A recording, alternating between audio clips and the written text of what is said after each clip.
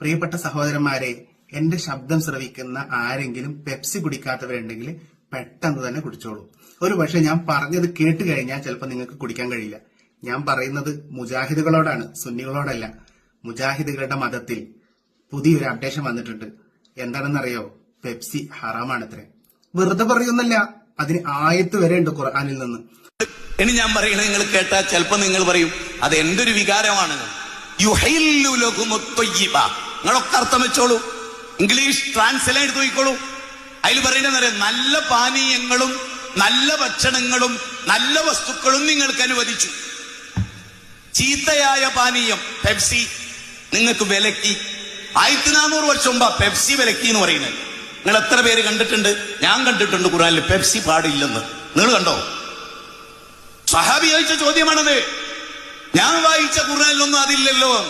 ഖുർആൻ വായിച്ചിരുന്നുവെങ്കിൽ കാണാമായിരുന്നു.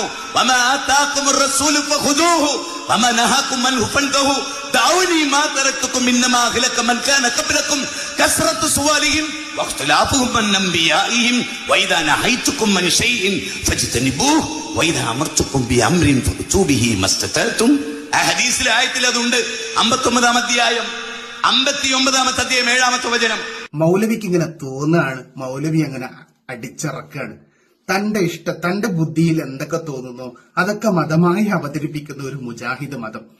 ആ മതത്തെ പിന്തുടരുന്ന കുറെ ആളുകൾ എന്തൊരു വിരോധാഭാസമാണെന്ന് നോക്കൂ.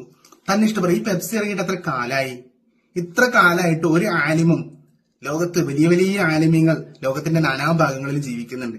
ഇവരാരും പറയാത്തൊരു വാദം ഒരു മൗലവി തന്റെ ഇഷ്ടപ്രകാരം ആയത്തോതിട്ട് പറയുമ്പോൾ അതിങ്ങനെ കേട്ടിരിക്കാൻ ഒരു സമൂഹം മുന്നിൽ ഇരുന്ന് കൊടുക്കുന്നു എന്നുള്ളത് തന്നെ വലിയ വിരോധാഭാസമാണ്.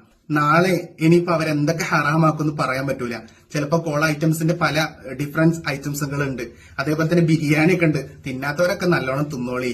നാളെ ഈ മൗലവി ആയത്തോതിയിട്ട് അതും ഹറാമാണെന്ന് പറയും. അങ്ങനെ മനുഷ്യർക്ക് അല്ലാഹു തആല ഹലാലാക്കിയത് ഹറാമാക്കുക, ഹറാമാക്കിയതിനെ ഹലാലാക്കുക.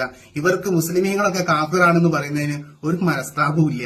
അവര് എത്ര വേണമെങ്കിലും അതിനെ ആയത്ത് ദുർവ്യാഖ്യാനിച്ച് പറഞ്ഞോളും. നേരെ മറിച്ച് അള്ളാഹു ഹലാലാക്കിയ ഇത്തരം സംഗതികളൊക്കെ ഹറാമാണെന്ന് ഒരു ലജ്ജയില്ലാതെ പരിശുദ്ധ ഖുർആൻ ഓതിയിട്ട് കുറെ മൗലവിമാരും കുറെ മൗലവി ശിങ്കിടികളെയും മുന്നിലൊക്കെ ഇരുത്തിയിട്ട് പറയുന്നത് എത്ര വിരോധാഭാസമാണ്. അള്ളാഹു തആല ഇത്തരക്കാരെ തൊട്ട് മുസ്ലിം ഉമ്മത്തിനെ കാത്തുരക്ഷിക്കുമാറാകട്ടെ.